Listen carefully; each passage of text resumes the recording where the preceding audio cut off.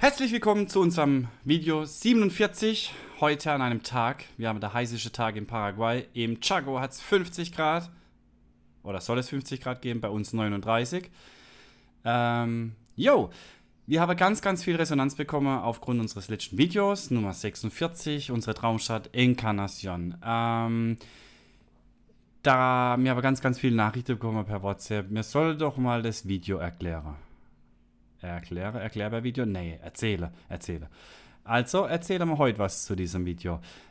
Kurz noch, wir haben das Video nicht selber gedreht. Das Video ist von Gabriel. Ich habe das Video auf YouTube entdeckt und es ist das beste Video über Encarnación. Die Luftaufnahmen sind fantastisch. Und dann habe ich den Gabriel kontaktiert und habe gesagt, Mensch Gabriel, wäre es möglich, dieses Video zu verwenden? Er hat gesagt, ja, ist möglich. Herzlichen Dank, lieber Gabriel. Habe ihn auch verlinkt in der Beschreibung. Letzte Video und auch im hiesigen. Und Gabriel macht ganz tolle Filme auf seinem YouTube-Kanal über Städte. Sehr sehenswert. So, lange Rede, kurzer Sinn. Wir fangen an und ich stoppe ab und zu mal das Video und erzähle euch was dazu.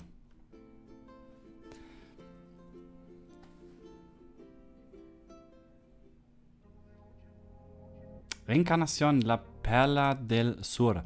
Encarnación heißt auf Deutsch die Wiederauferstehung, die Wiedergeburt. Und la Perla del Sur, klar, die Perle des Südens.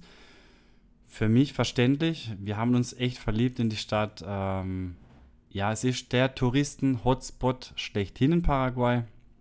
Warum, das sehen wir gleich. Und wir machen einfach mal weiter.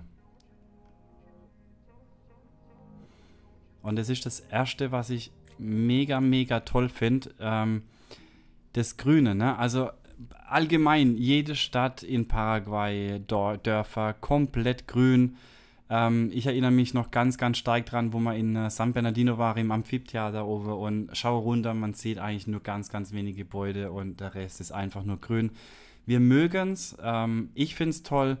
Man sieht ja hier die Barrios, ja, ganz viel Grün und mega tolle Sicht hier ins Landesinnere Richtung Norden.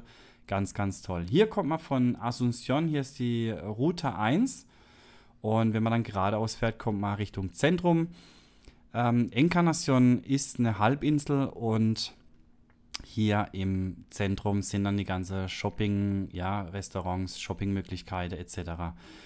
Wenn man dann hier gleich rechts fährt, genau, jetzt muss ich kurz überlegen, kommt man dann an die Costanera, an die Playa San José und man sieht hier, das gibt unser neues Shopping Center. Man kann es vergleichen mit Paseo La Galeria in Asunción, natürlich nicht so groß, aber das wertet doch das Ganze auf. Kurze Geschichte zu diesem Gebäude.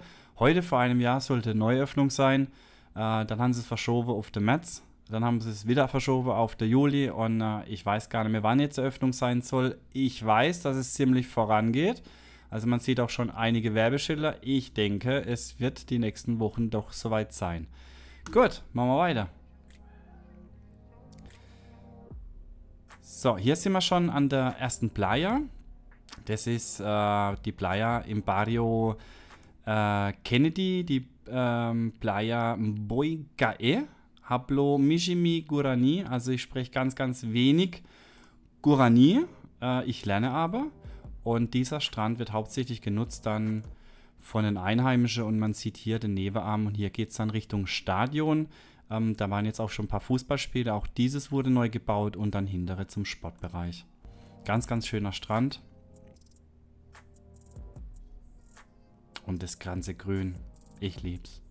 Ja, und hier sieht man dann im Hintergrund dann Posadas und ja, ich komme später dazu mit der Sonnenuntergänge und es ist einfach nur toll. Hier sieht man ganz toll die Halbinsel Encarnación.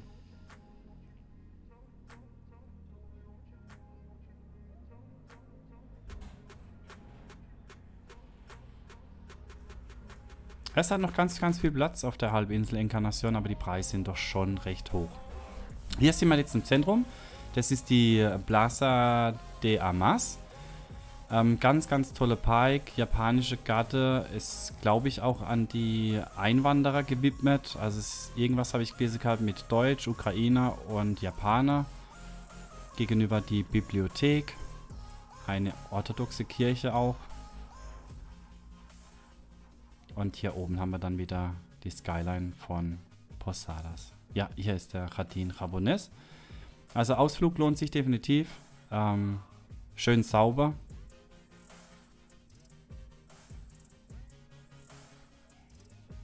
Ja, und hier absolutes Lieblingsgebäude von Encarnación, Iglesia Catedral de Encarnación.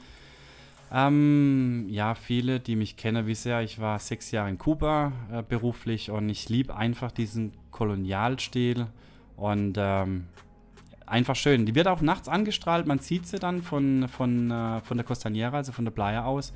Ganz, ganz tolle Farbe.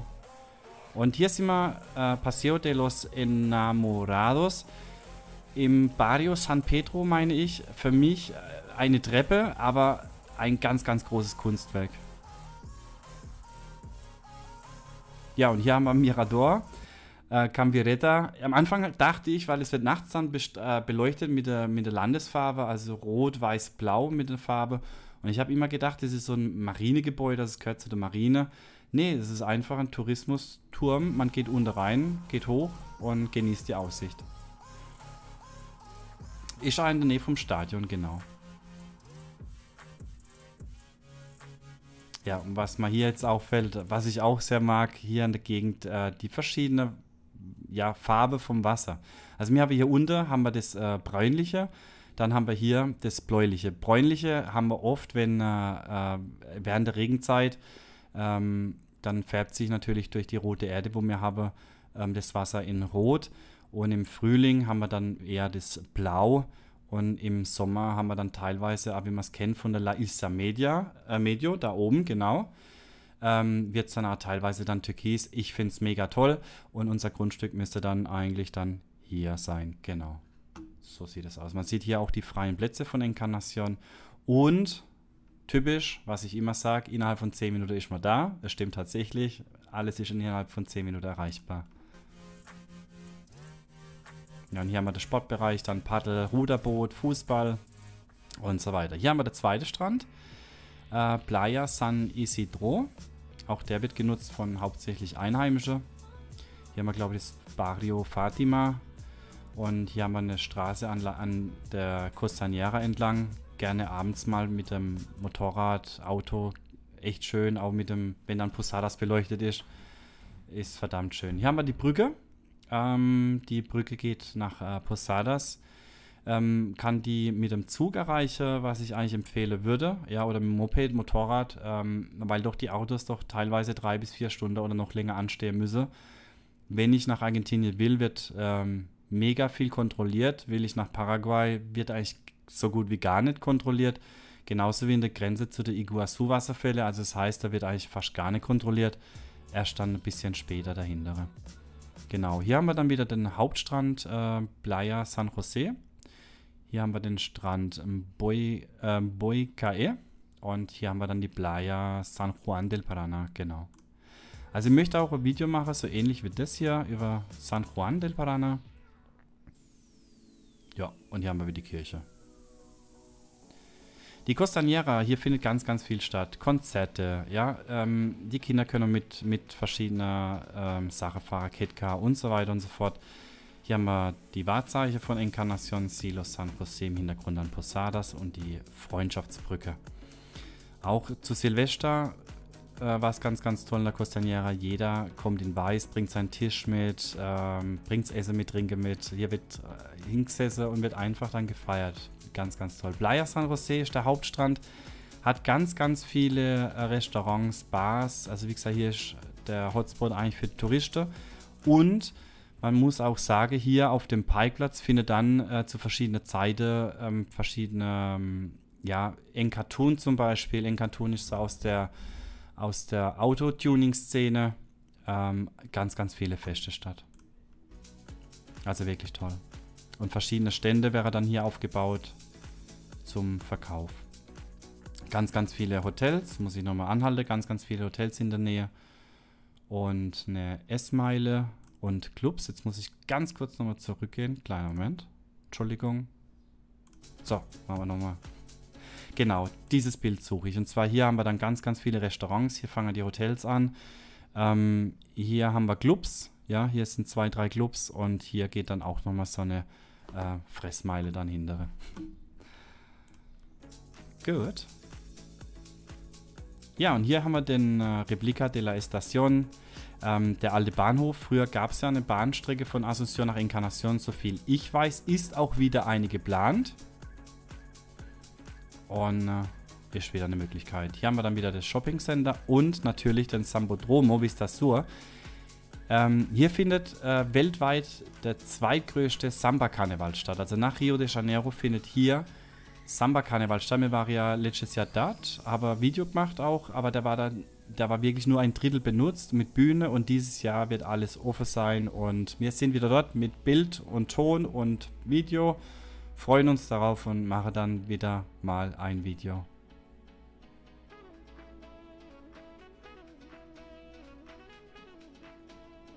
Ja, mega Aussicht. Hier haben wir sind wir jetzt am Playa San José vom Hauptstrand, Vista a Posadas, also mit Blick nach Posadas. Egal ob Sonnenuntergänge, jeder Sonnenuntergang ist verschieden. Es ist einfach toll, ja, einfach zu sitzen, ob man einen Cocktail trinkt, ob man einfach auf seinem Klappstuhl sitzt. Also Klappstuhl ist Pflicht hier in Paraguay. Schaut sich das Ganze an. Es ist einfach toll, ja, und wenn dann die Sonne untergegangen ist, gehen dann die Lichter in Posadas an. Es hat alles so sein Flair und wir mögen es. Wir haben unser Herz verloren. Ja, Wassersport haben wir auch. Also es gibt auch die Banane, wo man sich drauf sitzt. Dann wird man gezogen. Witzig.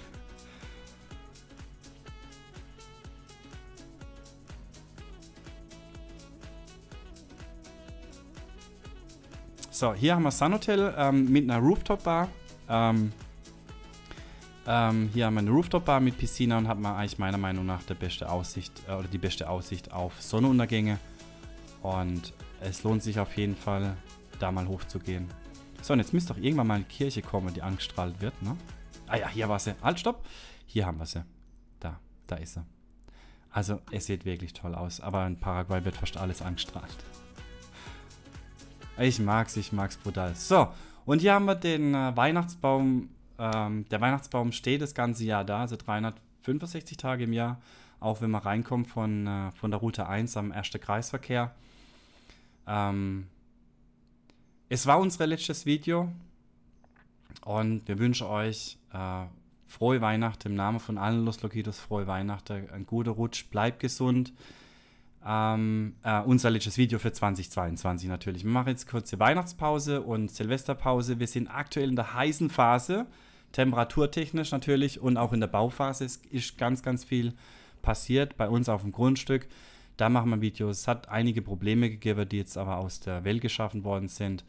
Und es wird spannend im Januar. Wir melden uns Mitte, Ende Januar wieder bei euch. Wie gesagt, ganz, ganz tolles Wochenende. Entschuldigung, ganz, ganz tolles Weihnachtsfest, guter Rutsch, bleibt gesund. Ganz, ganz liebe Grüße nach Deutschland an all unsere Familie, unsere Freunde und Bekannte und an alle Follower von unserem Kanal. Herzlichen Dank für die Unterstützung und ja, wenn dir der Kanal gefallen hat, lasst gerne ein Abo da, wir freuen uns und wünsche euch nur das Allerbeste. Bis dann, ciao, ciao.